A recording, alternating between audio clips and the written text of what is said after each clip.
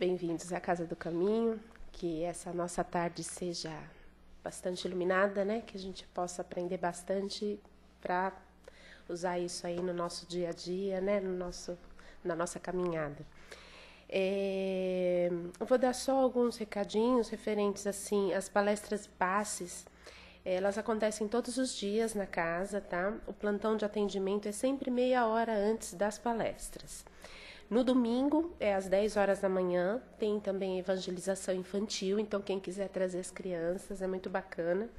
Quarta-feira é às 2 horas, no sábado às 15 horas e de segunda e quinta-feira às 20 horas, tá bom? Às terças-feiras também é às 20 horas. Isso pode deixar. Só que a terça-feira é um pouco especial, porque assim, são tratamento de passes para enfermos, depressão e dependências, né? Caso a pessoa tenha alguém nessa situação e a pessoa não consiga vir, pode vir alguém por ela, tá? Que vai passar pelo tratamento, vai receber o passe por ela também. Então é isso. Eu só queria avisar a todos, quem puder desligar os celulares, tá bom? Senão, no meio a gente tem uns barulhinhos aí. Certo? Vamos lá, então?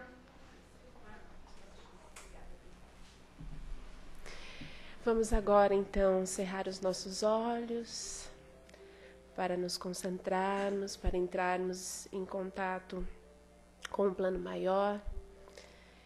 Imaginando a figura de Jesus aqui entre nós nesta tarde, abençoando estas nossas ações de renovação, de aprendizado, de caminhada no bem. Senhor, obrigada por vossos ensinamentos, obrigada pelos missionários que tens enviado até nós durante todos estes milênios, para que possam nos orientar. Obrigado por sabermos que nunca estamos desamparados, pois sempre temos os amigos que caminham conosco, nos orientam, nos intuem com boas intenções, bons pensamentos e boas ações. Obrigada, Senhor, por esta oportunidade. Obrigada, Pai, por tudo. Ilumina o nosso amigo de hoje que fará a palestra aqui, para que possa transmitir com clareza e que possamos nós receber também de coração aberto e de mente aberta estes ensinamentos. Que assim seja, graças a Deus. Aqui vai falar hoje sobre mágoa desnecessária. Que todo mundo tem.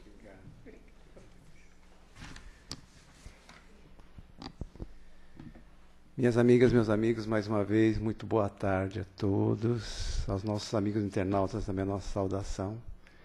E como sempre, com muita alegria, com muita felicidade, a gente volta aqui na quarta-feira, vendo rostos conhecidos, amigos antigos, alguns rostos novos, melhor ainda, e agradecer esse carinho, essa boa energia que vocês nos transmitem. Eu só queria complementar as palavras da Cris sobre uma informação que é muito importante aqui na casa, a respeito das famílias que nós ajudamos com as cestas básicas.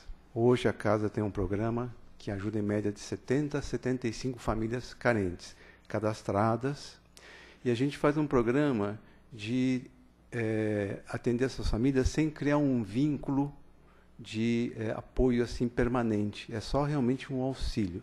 Tanto que essas famílias recebem um mês sim, um mês não. E também são limitadas a 1 ano. E nós estamos completando agora, vamos completar em abril, esses 12 meses. E vamos começar com novas famílias. Para vocês terem ideia, nós fizemos um cadastramento dia 27 de fevereiro. Né? A Sandra estava aqui, nós estávamos aqui com uma equipe de voluntários. E nós ficamos assustadíssimos, porque nós começamos nossos trabalhos aqui às 10 horas da manhã. Chegamos mais cedo para preparar, mas 10 horas abrimos a casa para atender o público. A fila ia daqui até lá nos predinhos. Nós estamos hoje com famílias cadastradas pedindo ajuda, 160, isso aumentando. Ainda viram umas fichas ainda lá da Vila Brasilândia. E, por incrível que pareça, pessoal, nós começamos às 10 horas da manhã, famílias que chegaram aqui às 5 horas da manhã, estavam aqui na porta. Vocês imaginam a necessidade para receber uma cesta que, na prática, são 6 cestas, no fim, são 6 cestas por ano. Vocês imaginam a necessidade dessas famílias. Na diretoria, nós discutimos muito esse assunto, tentando aumentar o número de famílias a serem atendidas. Infelizmente, nós não temos condições, a casa é limitada. Né? Então, nós resolvemos aumentar para 80, 85 famílias em média, aumentamos um bocadinho. E é por isso que a gente pede encarecidamente que vocês possam nos ajudar nessa tarefa, porque sem vocês a gente não faz nada. Né? 1 quilo de alimento, meio quilo de alimento, que seja, para nós, para essas famílias, é muito importante. Só depositar ali no carrinho ali, isso vai ser de grande valia para nós. Tá bom? Esse é um trabalho que a Casa do Caminho faz, eu não sei se vocês sabiam, conhecem disso. Para isso nós temos um depósito aqui, todo higienizado, conservado, organizado, toda uma estrutura de voluntários que faz esse trabalho todos os meses. Tá bom? Então, quem puder ajudar, a gente agradece de coração pelas famílias. Nós vamos falar hoje, então, sobre mágoa desnecessária. Tirado do livro Ações Corajosas para Viver em Paz, do Raul Teixeira, psicografia do Raul Teixeira, ditada pelo Espírito Benedita Maria, o item 41. Eu gosto sempre de falar algumas palavrinhas, porque todo mundo aqui já ouviu falar do Raul Teixeira, né? Ou uma palestra, um livro, alguma coisa, acho que todos ouviram. E eu sempre gosto de falar umas palavrinhas sobre o autor. Então, José Raul Teixeira, ele é conhecido como Raul Teixeira. Ele nasceu na cidade de Niterói, Rio de Janeiro. Ele é um dos fundadores da Sociedade Espírita Fraternidade, localizada em Niterói. Ele mantém uma obra assistencial social espírita denominada Remanso Fraterno, que atende inúmeras crianças e famílias socialmente carentes, apoiando-as tanto material como espiritualmente. No dia 15 de novembro de 2011, ele ainda é um grande conferencista, um dos mais requisitados no Brasil e no exterior, já levou a mensagem espírita para mais de 45 países e tendo psicografado mais de 35 livros publicados. Infelizmente, no dia 15 de novembro de 2011, ele sofreu um AVC. Durante um voo, onde ele ia fazer uma série de palestras nos Estados Unidos, ele foi atendido e tudo mais, está se recuperando e hoje, apesar desse acontecimento, está retomando as atividades e trabalhando na seara espírita. Então fica aí a nossa pequena homenagem, gratidão a esse grande batalhador da doutrina espírita. Mágoa desnecessária, pessoal. O Raul Teixeira começa o texto dele com uma frase que a gente vai discutir um pouquinho. Ele fala assim, bem claro: as nossas relações humanas serão sempre pautadas pela dificuldade que trazemos na alma. Vejam, relações humanas, nós, sociedade. E ele usa uma palavra muito forte, sempre. Ele não fala de vez em quando, pode ser, não, é sempre. Serão pautadas pela dificuldade que trazemos na alma. Isso é verdade ou mentira, pessoal? Verdade, né? Verdade muito grande. Todos nós aqui, sem exceção, temos problemas grandes, pequenos, médios de relacionamento. E aqui só um esclarecimento à parte. Aqui ele fala alma, mas acho que todos devem saber que alma é a mesma coisa que espírito. A única diferença é que existe uma nomenclatura de alguns autores que falam que alma é quando o espírito está encarnado. Nós aqui estamos encarnados, nós temos alma. Quando não existe, o corpo é espírito, mas no fundo é a mesma coisa. Então, primeira conclusão que a gente chega é que isso daí acontece sempre. E isso fica muito fácil de ser comprovado. Por quê? No planeta Terra nós somos 7 bilhões de habitantes. Vocês já imaginaram se 7 bilhões de seres tivessem que viver isolados sem se comunicar? Impossível, né? Não teria como.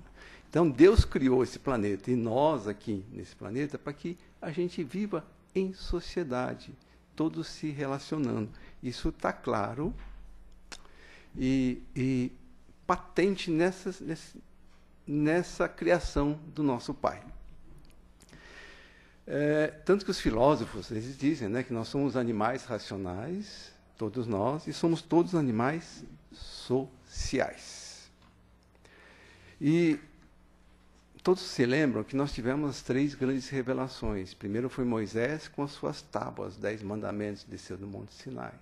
Depois foi Jesus, né, que ele reduziu aqueles 10 mandamentos todos de Moisés num só: amar a Deus sobre todas as coisas e ao próximo a ti mesmo. E a terceira revelação, que nós sabemos, é a doutrina espírita, a codificação do Kardec. E lá no Livro dos Espíritos, para quem já estudou, para quem já leu, sabe que a terceira parte foca diretamente as leis morais, as nossas 10 leis morais, que basicamente são as leis de Moisés e de Jesus, só que trazidos a uma época melhor para nós, para a nossa compreensão. E essas 10 leis morais, elas abrangem toda a nossa vida, individual e em sociedade, né? A lei de progresso, a lei de igualdade, a lei de liberdade, a lei de adoração, a lei de sociedade, a lei de trabalho, a lei de amor, justiça e caridade, e as 2 últimas, lei de destruição e lei de conservação. Sabe como é que eu guardo tudo isso daí? Eu aprendi, foi a Cida que me ensinou isso, porque é difícil a gente memorizar tudo isso, né? Primeiro nós tivemos as tábuas, Moisés. Aí depois aqui, se a gente pegar essas iniciais, na sequência que eu falei, forma-se a palavra pilastra. Pilastra de ser. É a pilastra depois de Cristo, que é o Kardec. Então, se vocês quiserem lembrar essas leis morais todas, lembre-se da palavra pilastra de ser. Pilastra depois de Cristo. E aí vocês vão procurar alguma lei, está lá.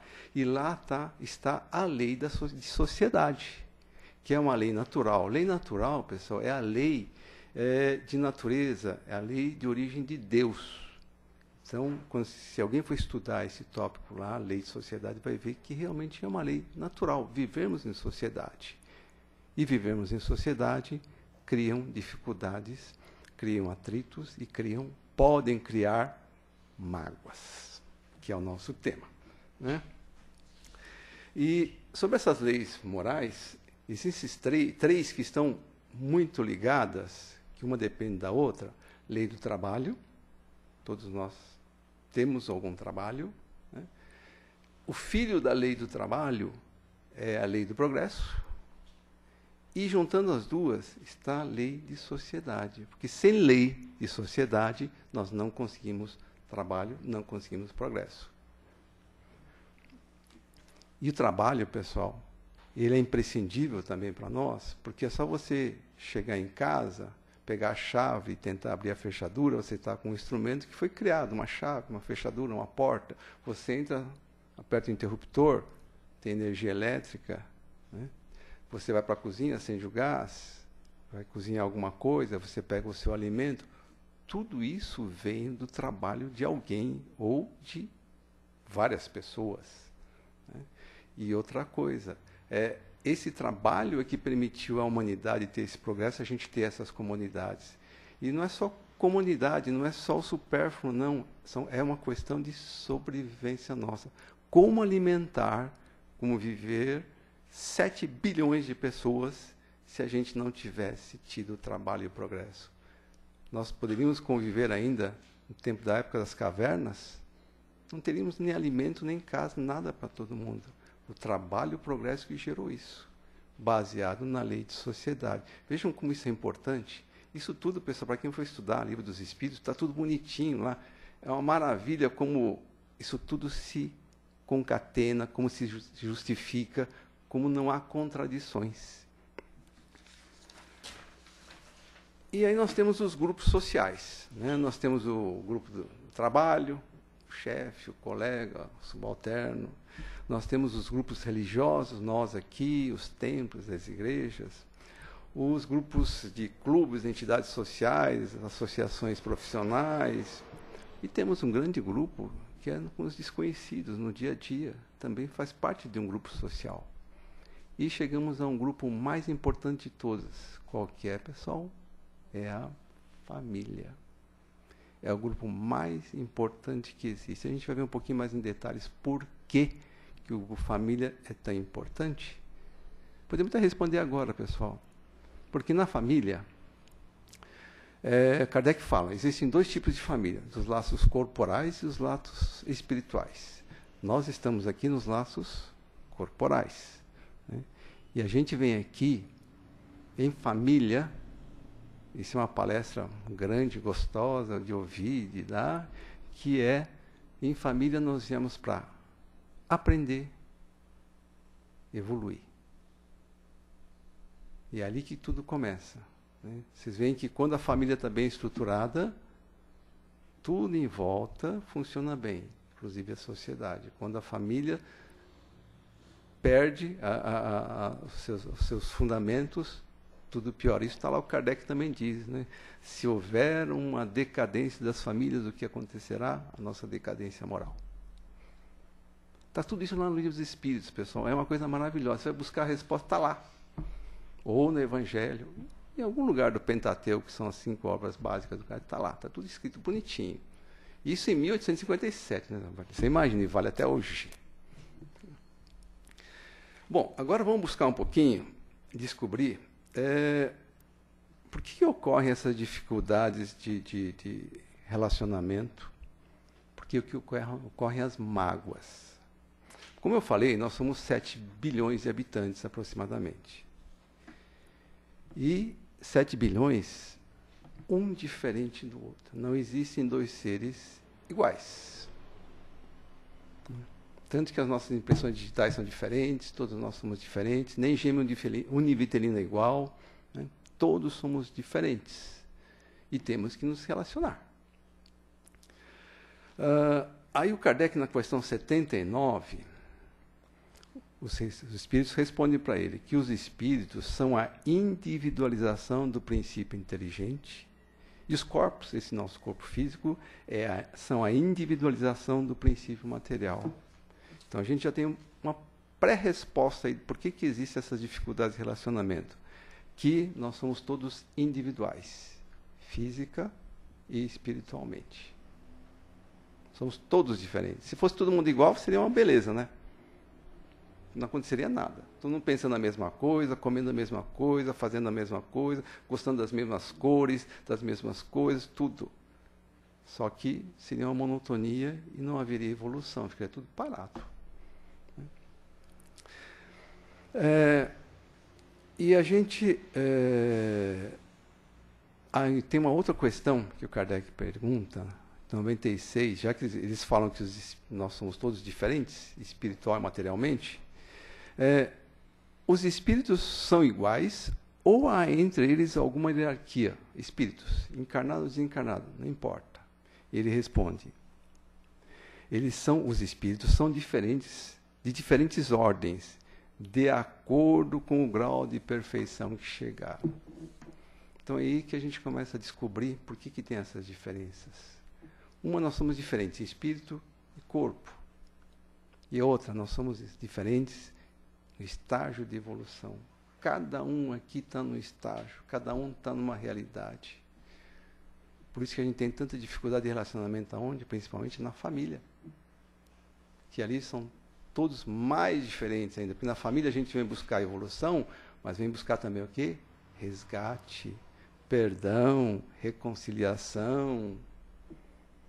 E aí fica mais difícil ainda.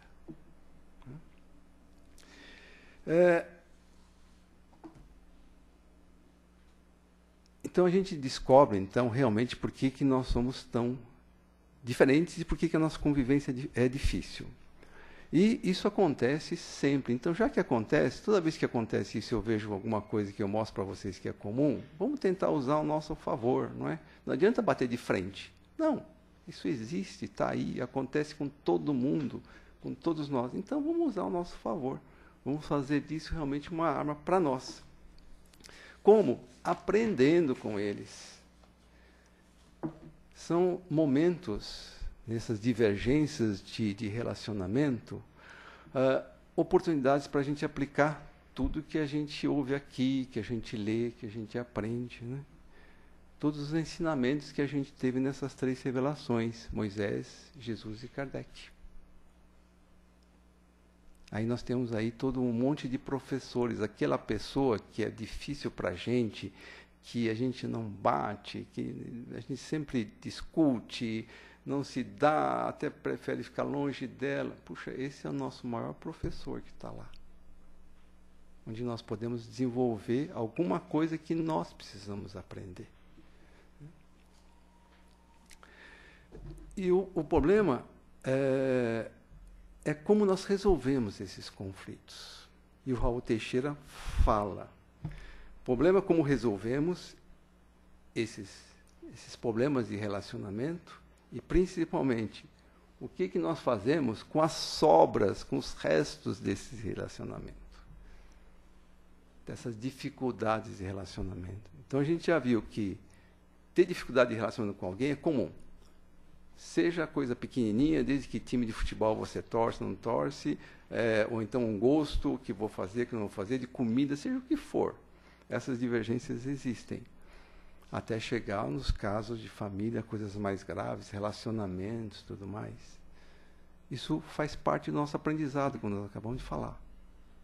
Mas aí Raul pergunta, mas o problema todo é como a gente resolve isso e, principalmente, o que a gente faz com o que sobra desse relacionamento. As mágoas. Então, agora, pessoal, depois de toda essa conversa, nós estamos chegando ao tema da palestra que o Raul nos coloca, as mágoas. E aí nós vamos ver as mágoas desnecessárias. Para evitar as mágoas de relacionamento, uma forma muito simples é como, pessoal, a gente se fechar. Não vou falar com ninguém, não vou falar com a Cris, não vou falar com a Renata, não vou falar com ele. Em casa também, vou me trancar, falo o essencial, me fecho, me isolo. Tá bom, você não vai ter mais divergência, porque você não vai estar nem falando com as pessoas. Mas será que isso é bom, pessoal? Nós já vimos que a vida em sociedade é uma lei natural. Está lá na lei moral.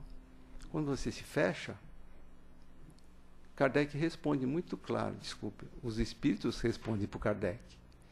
Quando você se isola do mundo, você se fecha para todos e tudo, você está fazendo o maior ato de egoísmo. E se a gente pensar, bom, e aqueles monges que vão lá no Tibete, na Índia, né, se fecham, vão lá, ficam meditando o tempo todo e não falam com mais ninguém. Os espíritos respondem muito claramente, duplo egoísmo, 2 vezes. Primeiro, porque se isolam socialmente. E segundo, porque não deixam de fazer o bem. Porque a gente já aprendeu com o Kardec que não é suficiente deixar de fazer o mal. Há necessidade de fazer o bem. Aí a pessoa pode ser um grande monge budista, vai lá, se fecha, fica refletindo, não briga com ninguém. Fica sozinho o tempo todo. Mas, em compensação, não ajuda ninguém, não fala com ninguém, não pratica nenhuma ação caridosa, não faz nada. Por isso que o Kardec fala os espíritos falam tão categoricamente, é um duplo egoísmo. Mas no próprio livro dos Espíritos existem casos de exceção. E eu achei interessante citar isso para vocês. Vocês já ouviram falar nos Médicos Sem Fronteiras? Essa entidade filantrópica de médicos que eles largam família, marido, filhos, parentes, a cidade onde mora, a casa onde mora, onde estão muitas vezes para ir trabalhar como médicos ou enfermeiros ou atendentes, na Síria, na África, qualquer país no Haiti, onde haja uma calamidade, uma guerra, tanto que muitos perdem a vida, inclusive, trabalhando nisso. Eles se isolam socialmente, porque eles deixam toda a sua história para trás. A família não vai junto, o filho não vai junto, o pai não vai junto, o marido não vai junto, ele vai sozinho. Aí os espíritos respondem que, nesse caso, é extremamente válido, porque esse isolamento está sendo em função de uma causa nobre, de um ato de caridade. E um outro caso que o Kardec cita também como sendo positivo, está citado no livro Paulo Estevão.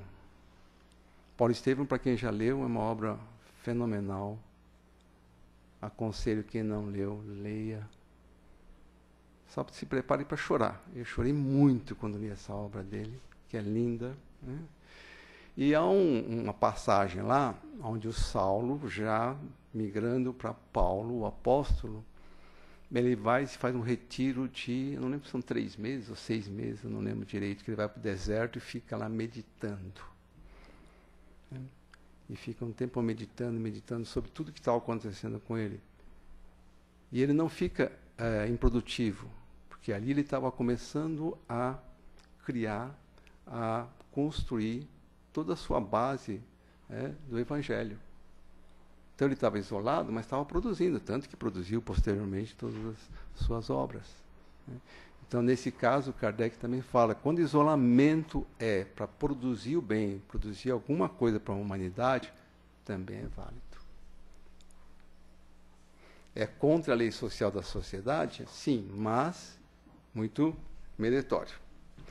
Uma outra forma de evitar conflitos de relacionamentos, de evitar as mágoas, vem do filme Nosso Lar, né? Vocês lembram da passagem do André Luiz e da água na boca? É um ensinamento que eu repito para todo mundo. Parece simples, né? Falar, está brigando, está discutindo. Põe água na boca, fica com ela um pouco, isso acalma, você não pode falar mais nada, você tem que ficar ali, e depois vai passando. Isso na prática funciona muito, pessoal. Se você está em casa, principalmente no lar, por que no lar acontece tanto? Porque existe a afinidade, existe a intimidade no lar. Né? O chefe, seu chefe trabalha, você não pode ficar xingando, ele te manda embora. Um desconhecido, você não pode ficar xingando, maltratando, você é mal educado. Mas em casa, o marido, esposa, filho, filha, pai, mãe, irmã, a coisa fica mais íntima. E é comum acontecerem muitas discussões, muitas divergências. Aí essa regra d'água funciona perfeito, pessoal. Por quê? Quando a gente passa um certo nível de discussão, não está mais na razão.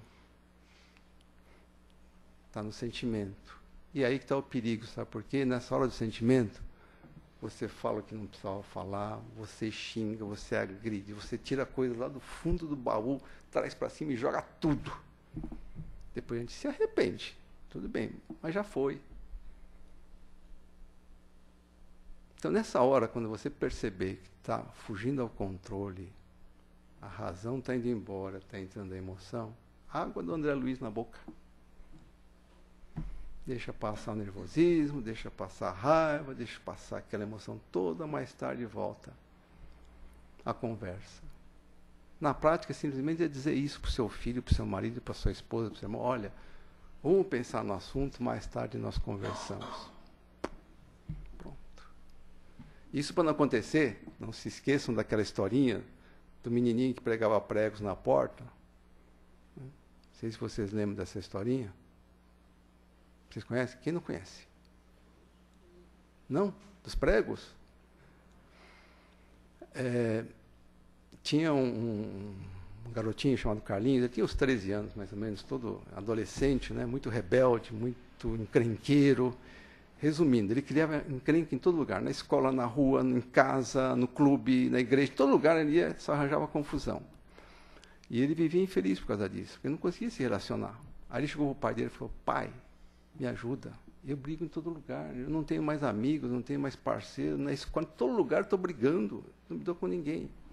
Aí ele falou, Carlinhos, vou te dar um saquinho de pregos aqui, tem pregos grandes, pequenos, cada vez que você discutir com alguém, tiver uma entrevista, você vai e prega lá na porta, um prego. E aí ele fez isso. Então ele brigou na escola, foi lá, brigou com um colega, então um preguinho pequeno, brigou com a professora, o diretor, um prego grande. Briguei com a mãe, prego grande. Briguei com o vizinho, prego pequeno. E foi colocando. Uma hora ele olhou, ele mesmo olhou aquela porta, já tinha um monte de prego assim, e falou, puxa vida, caramba, cada um desses daqui é uma briga que eu tive. Eu tenho que parar com isso. A coisa é comigo. Aí ele começou a diminuir. Aí chegou um dia, ele não pregou nem um preguinho na porta. Foi todo contente para o pai, falou, pai, hoje eu não preguei nenhum prego lá. Ele falou, parabéns, Carlinhos. Agora você vai fazer o seguinte, agora, cada vez que você desculpar alguém, fizer uma boa ação nesse sentido do relacionamento, ajudar no relacionamento, você vai lá e tira um prego, grande ou pequeno. E ele começou com esse processo. Ajudava um colega, a mãe, o irmão, e foi tirando. Aí voltou um dia e falou, pai, todo feliz, pai, consegui tirar todos os preguinhos. Falou, parabéns, Carlinhos. Né, o ensinamento que eu queria te dar, filho, eu te dei. Você aprendeu. Só que você tem o último ensinamento a aprender.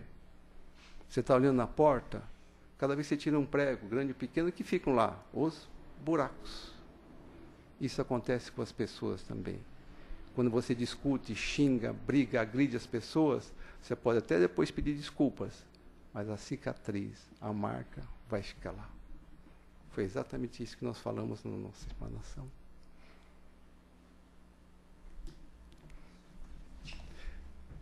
Isso aqui não estava nem no meu texto, viu? Apareceu aí, porque alguém aqui deve ter me falado para contar, que normalmente as pessoas conhecem muito, eu nem repito.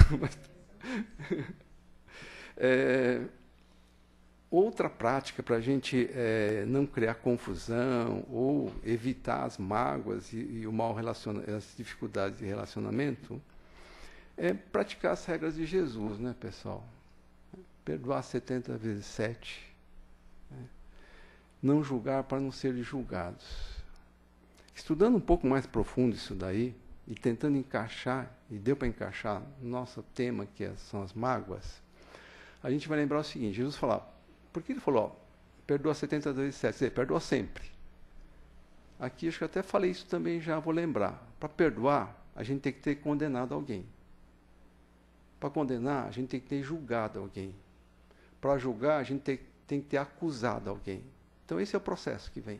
Eu acuso alguém, eu julgo, eu condeno, e depois, como eu sou bonzinho, eu perdoo. Só que esse é um processo extremamente dolorido. Imagine isso passando dentro da sua casa, na sua família, com seu filho, com sua filha, com seu esposo, sua esposa, seu irmão, sua irmã. Sempre esse processo acontecendo. Quanto dói. Você tem que passar em cada etapa que vem isso daí. Quando você acusa, dói. Quando você julga, dói. Quando você condena, dói. E aí vem o perdão.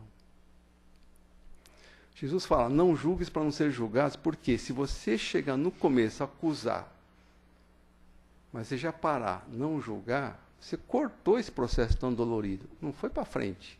Você não vai ter que chegar até lá na frente. Você não julga. Fala, tá bom, não vou fazer mais nada. Fica assim, tudo certo. Vamos passar por cima disso. Vamos fazer as pazes e acabou. Se a gente conseguir isso, ótimo. Mas Jesus já sabia que nós não íamos conseguir isso. Que é muito difícil isso para nós. Então, para que a mágoa não fique no nosso coração, quando você chega ao ponto de condenar, se você não perdoar, o que vai ficar? A mágoa, a raiva, o ódio. Por isso que Jesus falava, perdoa, porque quando você perdoa, a mágoa, a raiva, o ódio desaparecem.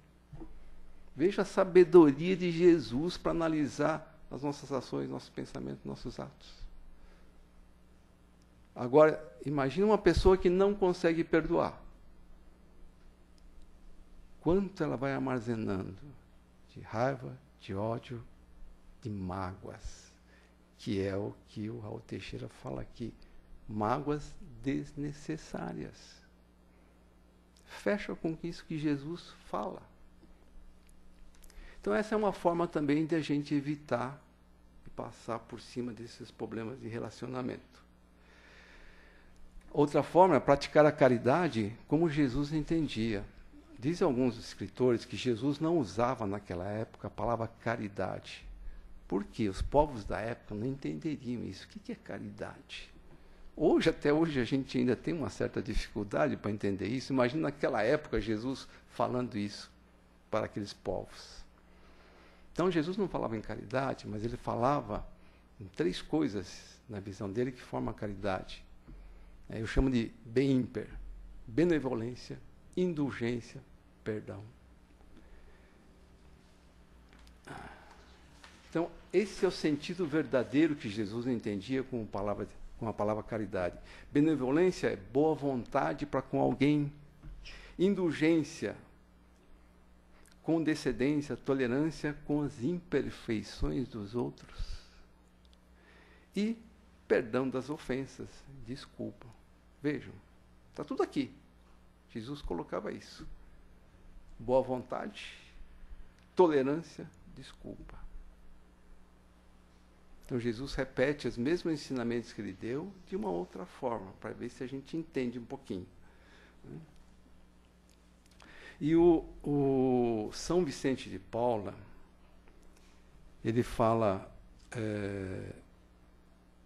uma frase que eu achei muito bonita aqui. Ele fala o seguinte: o amor e a caridade são o complemento da lei de justiça, porque amar ao próximo é fazer todo o bem que está ao nosso alcance e que gostaríamos que fosse feito para nós. Esse é o sentido das palavras de Jesus. Amai-vos uns aos outros como irmãos. Essa fala bonita do São Vicente de Paula. Vocês conseguiram ver, pessoal, que desde o início da nossa conversa, da nossa fala, a coerência que existe em todos os ensinamentos que estão na doutrina, do que Kardec escreveu, de Jesus, mesmo do Moisés, tudo vem se encaixando, concatenando, tudo nos dando chaves para abrir o nosso caminho, para a gente poder evoluir, para a gente poder melhorar. São todas as chavinhas que vão sendo nos dadas, são nos dadas. E cabe a gente buscar, usar e abrir as portas. Quando a gente pratica a benevolência, a indulgência e o perdão, nós eliminamos esses ranços todos negativos, e isso melhora a nossa saúde espiritual, a mental e, consequentemente, a nossa saúde física. Os maiores beneficiados de tudo isso somos nós mesmos.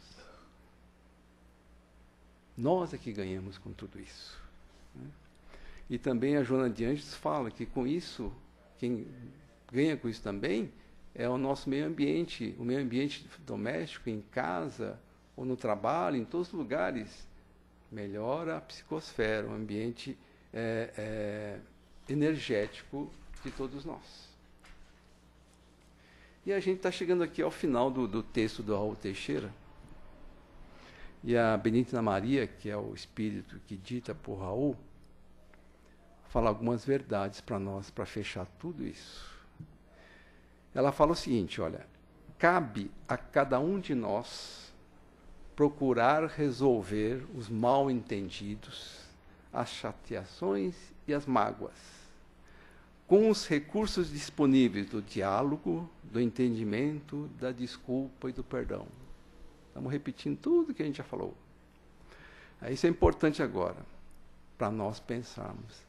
Pois, afinal, se outros nos magoam, de nossa parte, nós também, com toda certeza, acabamos magoando um ou outro. Isso é uma grande verdade. Muitas vezes a gente acha que a gente é a vítima, que é a gente que sofre as injustiças, que é a gente que recebe as críticas, as coisas negativas. Aí, nessa hora, a gente também tem que pensar, e o que eu estou fazendo? O que eu faço? Tem os dois lados da moeda sempre, né? Assim pensando, podemos concluir ser uma grande perda de tempo, olha, uma grande perda de tempo e um sofrimento dispensável o armazenamento de sentimentos, como a mágoa ou a raiva no coração. Eu tenho toda a certeza aqui que todos, eu principalmente, já passamos momentos em que nós guardamos aqui uma raiva, uma frustração, uma tristeza, qualquer sentimento negativo nesse sentido. E o quanto dói quando a gente deixa isso parado lá. Não dói? Dói muito. E pior, aumenta. E é isso que Jesus, os espíritos superiores através de Kardec, tentam nos ensinar. E o Raul Teixeira frisa isso pela Benedita Maria, que nós não precisamos disso. Assim como nós criamos tudo isso dentro de nós, em nossos corações, nós também temos todo o direito e todo o poder de tirar isso também. E Ele nos dá essas ferramentas todas para que a gente possa tirar.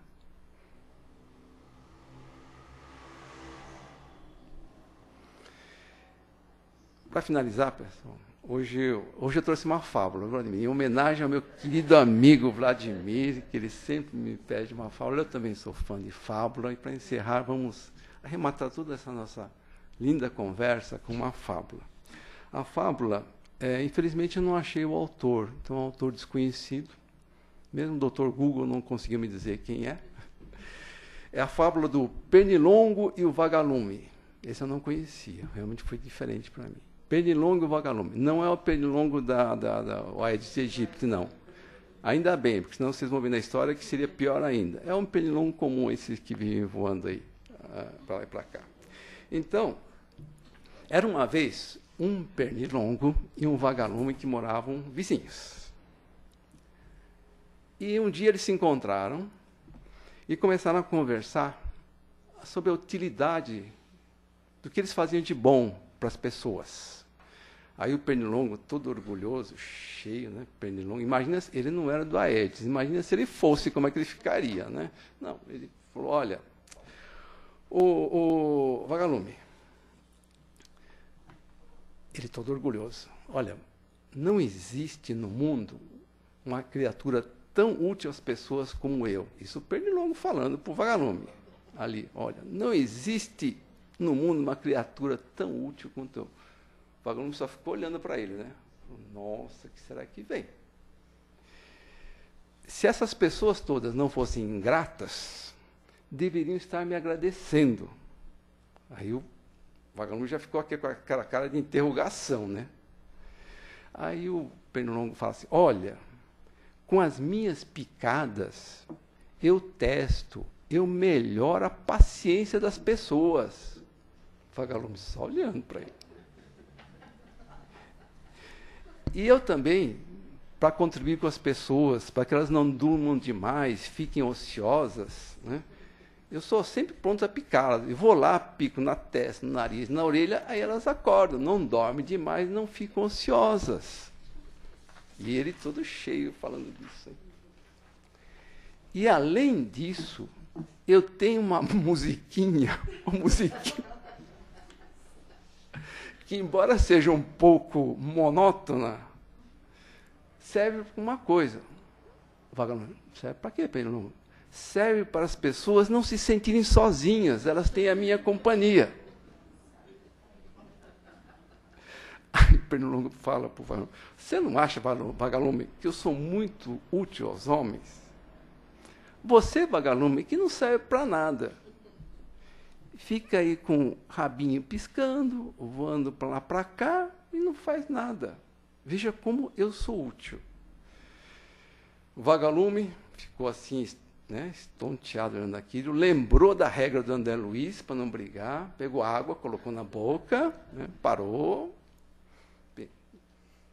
baixou a guarda, falou, olha, meu querido amigo pernilongo, você disse que ajuda as pessoas, mas eu discordo, porque o que eu acho que você mais faz é pensar em você mesmo.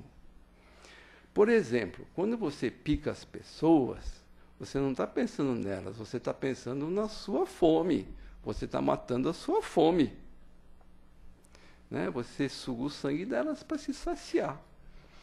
E a tua música não ajuda ninguém, muito pelo contrário, atrapalha quem precisa descansar.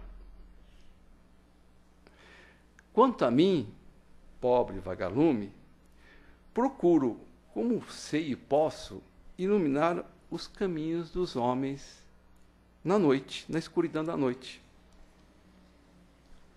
É uma luz pequenina, mas ilumina os caminhos e agrada as pessoas. e sem mágoa nenhuma, meu amigo Pernilongo, peço desculpas por tudo que eu falei. Deu um abraço no Pernilongo e seguiu o seu caminho. O Pernilongo ficou estático e pensativo. Vejam, ele não brigou, né? Tudo tranquilo. Aí que vem a coisa dolorosa para nós agora, né? A moral da história. A moral da história é o seguinte: o orgulho não nos leva a boas ações. Veja o Pernilongo. O importante é ser luz, luz que brilha na escuridão, ser a luz da paciência, amor, do carinho para com o próximo, mesmo que seja muito pequenina. E eu queria só completar aqui para realmente encerrar agora. Terminar com uma frase que eu acho muito bonita, que está aqui relacionada, não foi nada, eu acho que nada por acaso, da irmã Sidulfo. E ela nos dá um conselho muito sábio. A irmã se fala que não tenhamos a arrogância, a pretensão, o orgulho de querermos ser como as grandes e brilhantes estrelas no céu da noite, mas que tenhamos a simplicidade, a singeleza, a humildade de, com pequenos vagalumes, iluminar, mesmo que pontualmente, a escuridão da noite. Muita paz a todos.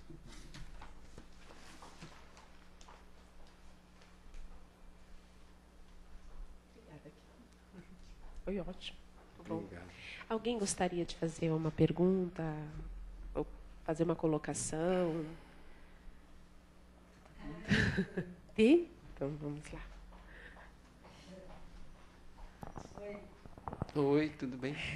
Tudo bem? Tudo. O sábio, aquela hora que você falou do sábio, o sábio não ajuda porque ele não faz nada, ele fica lá rezando, fechado, calma. Tá bom, ele fica lá rezando, nós tudo bem. Mas então, quando nós rezamos, nós fazemos o evangelho, ou sem estar fazendo o evangelho, nós oramos pelos outros, pelos espíritos, pelos encarnados, pelos animais, por todo mundo. Quem diz que o sábio não está lá orando, que está ajudando? Então a nossa oração, para todas as orações que fazemos, então não servem para nada. Entendeu o que eu falei? Entendi. Porque se ele está lá, ele talvez esteja orando. Uhum. E está ajudando. E, a não ser que a nossa não sirva. Uhum. Porque nós sempre pedimos, não pedimos para os outros. Não só para nós, a gente pede. Sim, sempre entra um pedidozinho para você, né? Mas você vai lá e pede para quê, para quê. Um pouquinho. Tem um extra, pedido extra. Não é? Uhum. É isso. Não, a prece, a vibração é válida sempre, né? A única diferença que existe entre nós e aquele sábio que fica lá pensando é que nós trabalhamos, nós buscamos, fazemos alguma coisa. E existem sábios e sábios. Existem aqueles que vão lá, sentam, meditam, não escrevem nada, não fazem nada e estão buscando a sua evolução própria, só de si. Só de você, só dele. Agora, existem outros sábios, como foi o caso do Paulo, que se ficou na clausura, ficou isolado, mas produziu. Então, esse sábio seria muito bom se ele, além de ficar recluso, orar e rezar pela humanidade, escrevesse, por exemplo, livros, passando para as suas experiências, aconselhamentos. É desse sábio que nós estamos falando, que Kardec fala que é improdutivo. É aquele que não faz nada. Só reza para si e acabou. Não produz. É o deixar de fazer o bem. Precisa fazer o bem. Pela lei de Deus, você tem que ter convivência entre os homens. Uhum. Na lei de Deus, você tem que ter convivência entre os homens. Uma pessoa, na hora que ela se isola, só para a evolução própria, então ela está isolada. É o egoísmo. É o egoísmo. Entendeu? Não, é diferente de você quando você está tendo convivência e você está... Então, mas você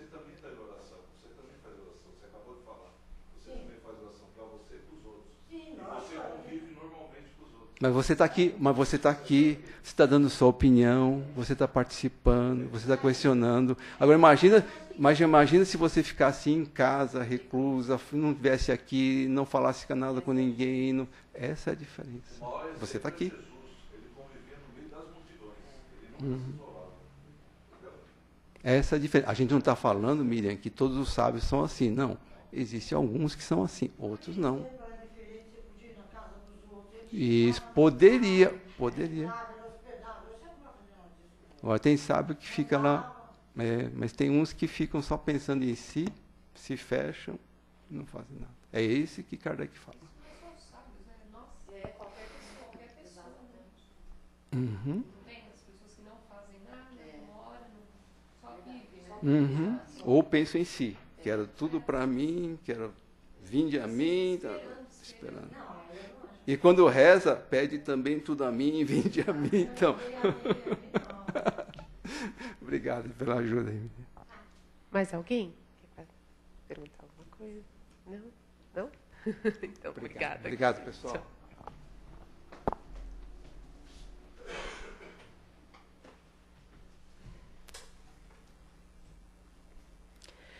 Bom, agora é o momento de retribuirmos, né, todo esse amor e esse carinho que nós recebemos aqui, porque enquanto nós estávamos aqui ouvindo essa palestra, estávamos sendo já preparados para receber tudo isso. Então agora é esse momento em que podemos doar o nosso amor, o nosso carinho, para todos os nossos irmãos, para os irmãos que caminham nas ruas e que estão num momento de grande aprendizado e de grande desafio, que possamos vibrar por nossos irmãos que se encontram em hospitais, ou mesmo que se encontrem doentes em seus lares, para que possam ser renovadas as suas forças. Que nossa vibração, nosso amor, o nosso carinho envolvam a todas as famílias, a cada um de seus membros, para que todos possam compartilhar respeito, compreensão e amor.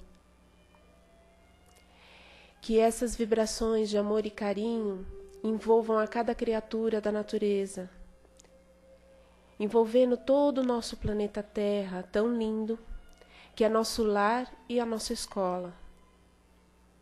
Ele que nos recebe, nos abriga e nos oferece tudo o que precisamos.